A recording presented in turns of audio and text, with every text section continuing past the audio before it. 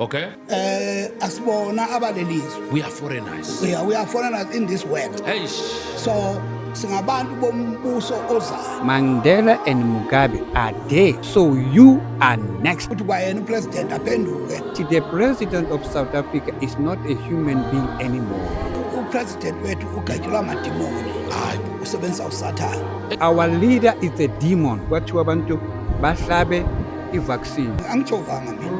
Ngijovele i-corona. Ukuthi la eSouth Africa ibandla likaSathane lisemthethweni. Uma bengibulala kobe ku-right ngifele phela iBhayibheli babusisiwe abafileyo bafele enkosini.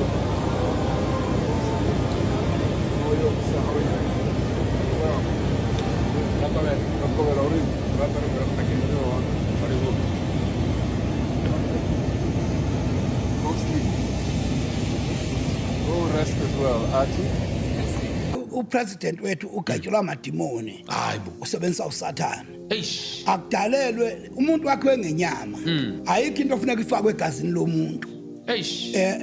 Uthi digital ifakwa kumuntu egazini. Once wafika kuleyo level, usebenza we high profile embusweni wamadimoni. Eish. South African must be very much aware ukuthi now we are going to be phansi kombuso wamadimoni, phansi ko-antichrist. Lo ma-ID noma ngakabi kungakabe yiyo u-antichrist lokhuza kodwa i-introduction yokufaka usathane sikwazi ukuthi i-preparation yokuthi lolu phawu lesilo okhulunywa ngale eBhayibhelini lungene kalula. They must not allow leyo nto leyo abantu beSouth Africa into ofuna bame ngenyawo bathi inkosi ayingasebenzi leyo nto bakusho practical bakusho spiritually betshela uNkulunkulu mayifeyile lawo ma-document lawo ma-ID ayik-ID ofuna kube segazini lomuntu kulungile iphepha li-enough noma lingekho right kodwa li-enough lelo phepha nalelo bhodi akume lapho kugcine lapho baliyeke igazi lethu li-clean lingadungwanga umbuso ka-antichrist. Sure. So kusho ukuthi ngempela because uma uthinta indaba yesilo ilapha eBhayibhelini where uncwadi yesambulo and ukukhulunywa nangey'ngelozi ezisikhombisa ukuthi izofika yenze lokhu enye ifikise ilethe ama-plugis enye ilethe ubuhlungu enye ilethe ini but abantu bayobe bengalaleli bezobe bengalaleli. So ngifuna ukwazi ukuthi ngabe lama-digital IDs ahambelana nalento ekhulunywa laphaya eBhayibhelini ukuthi abantu bazofakwa uphawu ebunzini. Akukabe yikho kodwa. Okay. Angithi yonke into iba nama-symptoms akhona. Uma uzophathwa isifuba uyatshela ukuthi ubona ngalokhu before ukuthi sewunesifuba sewunesifuba esiphethe. Sure. So ama-symptoms alento eziwa upresident okufaka abantu ama-digital ID then sokusho khona ukuthi u-antichrist uvusa ikhanda manje. Hayibo. So ithola sesikwenye indawo. So now is the time kubazalwane ukuthi bame ngenyawo bayinqabe lento eyenziwa thina njengamaKristu. We don't do abazalwane abangaphoseki nomaphi asime ngenyawo cha ngeke sikwenze akabafaka abakuvuma lokho thina sikuvuma ngoba iBhayibheli libhaliwe ukuthi u-antichrist uyokwenza lokho ukuze akwazi ukusimanipulate esenzisa intando yakhe. Abasikwazi abazalwane bayinqabe le ID leyo asi-ID leyo ukufa kithi. Sure. Akusukuthi maybe they wanna develop maybe ukuthi izinto zibe lula nalento le yama-foreigners ukuthi inciphe akusukuthi idea ukuthi bayehlise ubugebengu noma lodwa ID ngeke yehlise ubugebengu. ID nje i-ID ubugebengu oyehliswa ukuthi kwayena upresident aphenduke akholwe uJesu abe sembusweni kaNkulunkulu.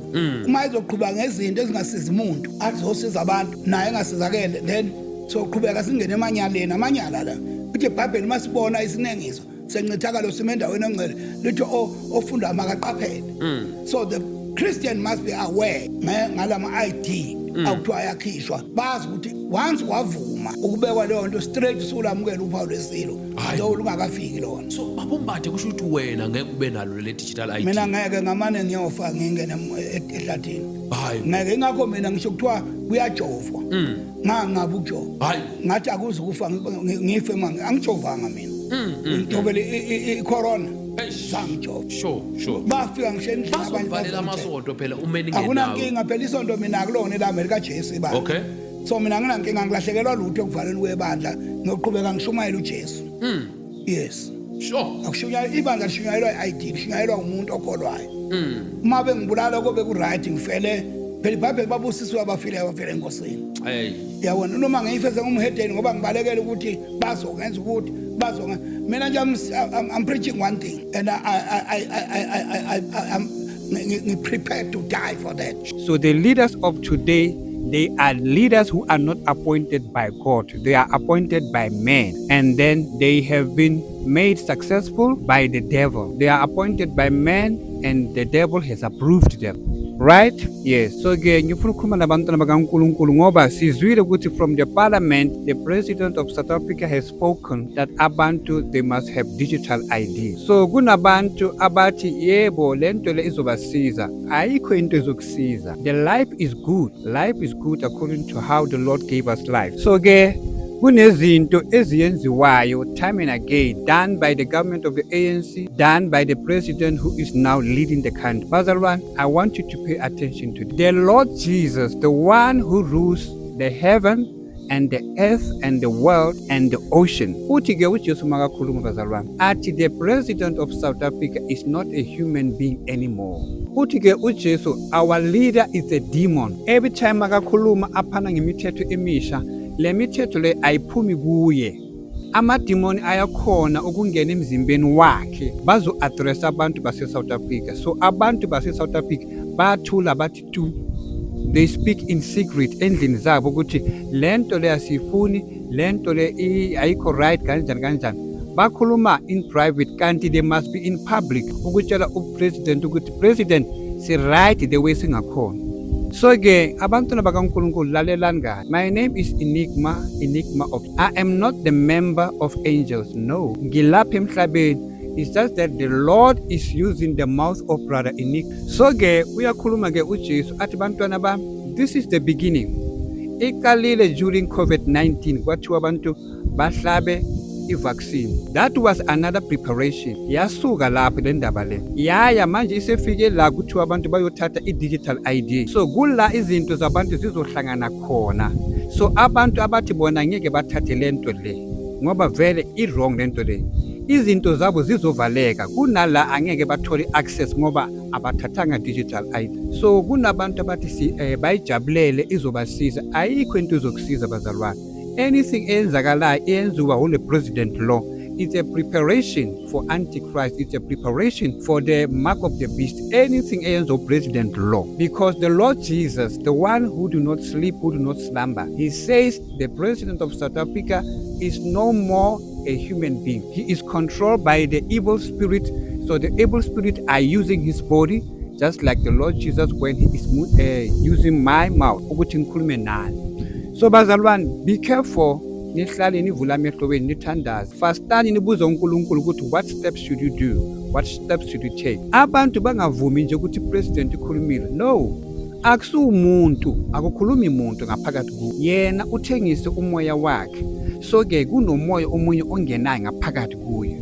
Bazalwane, in the kingdom of darkness, ama-devil worshipper bayakhona ukungena emzimbeni wakho bakusebenzise wena ungayazi next. Bakuyenza ukuthi ukwate, bakuyenza ukuthi uyenze amaphutha or uyenzisa abantu amaphutha or uthukane or uyenzeni. Mawukusuka lapho kusasa mabakutshela uyamangala ukuthi kanjani. Kanti bayakhona ukusebenzisa umzimba wakho if your body is available. So Jesus, the one who died and rose again, the King of Kings, the Judge of Judges. Uthi ke yena makathi the president of South Africa akusumuntu. It's a demon. Ngaphakathi kuye kukhuluma i-demon bazalwane.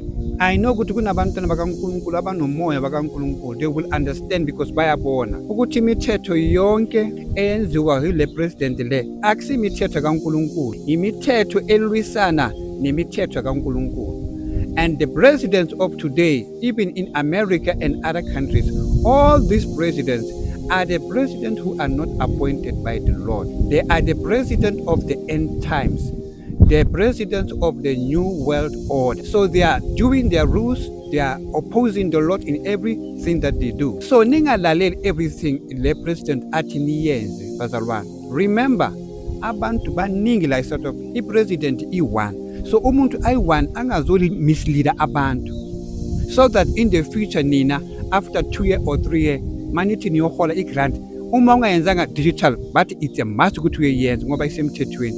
So it is the will of the people ukuthi they should oppose this ngoba kunama country abakhuluma ukuthi bona bayifuni this digital ID. So the Lord Jesus is speaking. Kusho kanjani? Uyabuza uJesu athi, who is this man in parliament trying to change my people into robots? Why asho kanjalo uJesu? Usho kanjalo because he knows ukuthi step by step le president le isimukisa lapho. So uJesu uyabuza ukuthi, who is this man in parliament trying to change my people into robots? Trying to change my people into robots. Abantu bayajabula mabafika lapha e-restaurant, McDonald's, Kentucky, Chicken Licken, whatever. Mabafika bayaseva, it is save yourself. Umuntu uyapress ukuthi uyenza i-order. Kanti abantu bafuna ukuthi basebenze, baqashwe basebenze bazohola. Manje i-government le ayenza umsebenzi, bazalwane ningizwe kahle. Bayenza lezi zinto zama-digital ukuthi abantu bafike yena umuntu aziyenzele i-order yakhe then abhadale athathe islip ayilapha yena sekayenza i-order then abantu abasaqashwe. Lezi zinto lezi ama-digital seziqalile bazalwane ukuthi umuntu nomuntu azenzele kule mitshini yabo. Ningizwa kahle bazalwane? Then abantwana babantu abasaqashi ngoba sekusebenza lama-robot lawo. Sizophenduka ama-robot ngoba kuzoqashwa ama-robot asebenze lapha e-restaurant or anywhere. Ama-robot azosebenza. Uzobhadala ku-robot. Angeke usabhadala kumuntu ethilini ese-cashier akuchintshele ngoba uqashiwe uzobhadala wena emchinini ufake imali lana or awusafake imali uyenze ngale digital what yabo. Then ke uzobhadela uthathe i-grocery yakho ihambe. So uJesu athi bantwana bami vulana amehlo. This man is just one. Nina libaningi in South Africa. One man cannot mislead you ngoba akusu umuntu lokhuluma, it's a demon elingaphakathi kuye. So nina ngoba ningabantu ningalaleli idemon, lalelani uJesu nina bantwana bakaNkulunkulu. So ke uthi ke uJesu ngoba ngibhalile bazalwane uthi, you tell my children to take a mark. Uthi ke uJesu, the devil lied to you and you are now lying to us. You are lying to my people. The devil deceived you and now you are deceiving my people. So uthi ke uJesu makabuza ngoba mina ngibhalile uthi, who allowed the church of Satan in South Africa? Bazalwane ningakhohlwa ukuthi la eSouth Africa ibandla lika Satan lisemthetheni. Ubani alivumela ukuthi libe khona ibandla lika Satan? Ubani loyo? Umntwana kabani loyo in parliament? That's why the Lord says, who is this man in parliament trying to change my people into robots? Who is this man telling my people to take a mark of the beast, to take the mark of digital ID? Who is this man? Uyabuza ke uJesu uthi ke ubani who allowed the church of Satan in South Africa? Ubani? If it's a president kuze kanjani ayivumele ibandla lika Satan ukuthi libe khona? Ngoba if you are a human being, umuntu ophila kahle, uzovumela kanjani ukuthi kube nebandla lika Satan in South Africa? Kusho kanjalo uJesu uyabuza. Uthi ke uJesu, if you president you were born again before, then why allowed Satan in South Africa? Ngoba kunabantu abathi the president of South Africa long ago he was a born again Christian.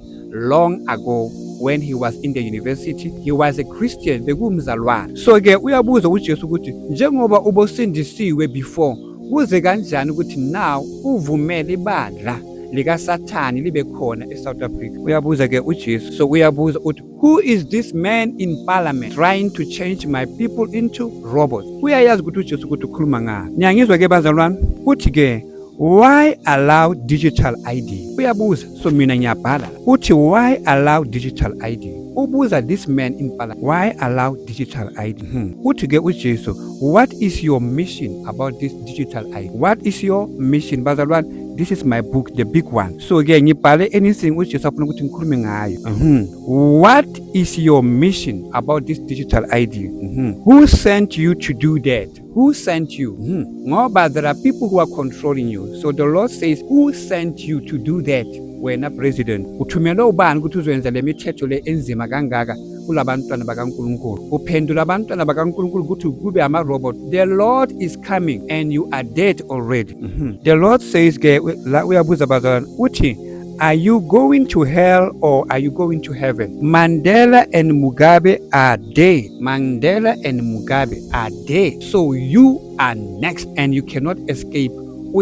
President Mausuka lapha emhlabeni, you are going in the pit of hell, for the Lord says you are not a human being. you are a demon. So the demon, all demons will end up in hell. Worst part, because you are serving the devil, you are going into the boiling lava in hell, where Mandela and Mugabe are. For the Lord says you are next.